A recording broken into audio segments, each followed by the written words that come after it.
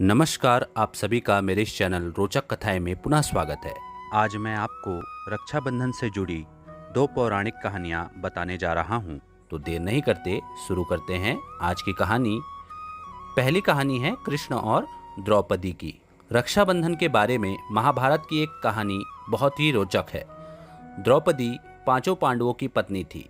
श्री कृष्ण उनके मित्र और गुरु समान थे। एक बार युधिष्ठिर के राजसूय यज्ञ के बाद बड़े बड़े राजा महाराजाओं से भरे दरबार में श्री कृष्ण की बुआ के बेटे शिशुपाल ने उनका और भीष्म सहित अन्य कई लोगों का अपमान करना शुरू कर दिया।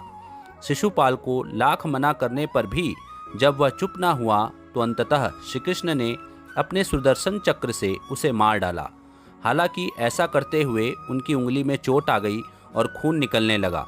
यह देखकर द्रौपदी ने जल्दी से अपनी साड़ी के एक हिस्से को फाड़कर उनकी उंगली पर बांध दिया। यह देखकर श्री कृष्ण बेहद अभिभूत हो गए और उन्होंने द्रौपदी से कहा कि यह उसका उनके ऊपर ऋण है और वह जब भी उन्हें पुकारेगी वे उनकी रक्षा के लिए आएंगे। इसके कुछ समय बाद पांडवों को अपने चचेरे भाइयों कौरवों के हाथों चौपड़ के खेल में बहुत बड़ी हार और अपमान का सामना करना पड़ा। वे अपने राज्य सहित सब कुछ दुर्योधन को हार बैठे थे। दुर्योधन के आदेश पर उसका भाई दुशासन द्रौपदी को जबरदस्ती दरबार में लेकर आया और उसके वस्त्र हरण की कोशिश करने लगा। अपमान और लज्जा से रोती द्रौपदी ने श्री कृष्ण को याद किया और उनके चमत्कार से कुछ ऐसा हुआ कि दुशासन साड़ी खींचता रहा, लेकिन वह एक कभी खत्म न होने वाला वस्त्र बन गया। इस तरह द्रौपदी का वस्त्र हरण होने से बच गया। अपने वचन के अनुसार श्री कृष्ण ने द्रौपदी की रक्षा की और उसकी लाज रखी। द्रौपदी ने कृष्ण की उंगली पर अपनी साड़ी का जो टुकड़ा बांधा था वह उसकी राखी ही थी। तो यह थी पहली कहानी। दूसरी कहानी है राजा बलि और देवी लक्ष्मी की। बहुत पहले की बात है। भगवान विष्णु एक कठिन परिस्थिति में फंस गए थे। उन्हें अपने ही भक्त प्रहलाद के पोते और असुरों के राजा बलि के द्वारपाल के रूप में खुद को छिपाने के लिए मजबूर होना पड़ा।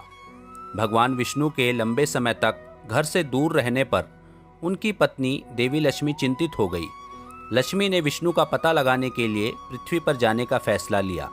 वह एक ब्राह्मण स्त्री का अवतार लेकर राजा बलि के पास गई। उससे कहा, मेरे पति काम के लिए कहीं दूर चले गए हैं, क्या मैं आपके यहाँ शरण ले सकती हूँ?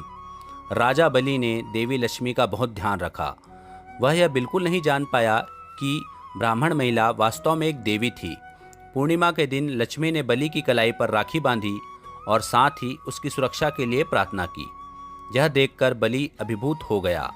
बलि ने ब्राह्मण स्त्री के रूप में छिपी देवी लक्ष्मी से कहा, बहन, आपको मुझसे जो चाहिए वो मांग लो, मैं आपकी इच्छा पूरी करने का वचन देता हूँ।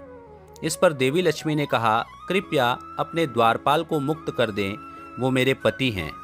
यह सुनकर राजा बलि चौंक गया। तब भगवान विष्णु और देवी लक्ष्मी ने बलि के सामने अपना सच्चा रूप प्रकट किया। अपने वचन के अनुसार उसने भगवान विष्णु को अपने घर लौट जाने का अनुरोध किया। आज भी इसे भाई बहन के पवित्र प्यार को दर्शाती राखी की सबसे प्रसिद्ध कहानियों में से एक माना जाता है। इसलिए कई जगहों पर अपनी बहन के प्रति बलि की भक्ति को दर्शाने के लिए राखी के त्यौहार को बलेवा के नाम से भी जाना जाता है। तो यह थी दूसरी कहानी। आशा करता हूँ आज का यह वीडियो आपको पसंद आया होगा तो मेरे वीडियो को लाइक कीजिए और मेरे चैनल को सब्सक्राइब कीजिए। धन्यवाद।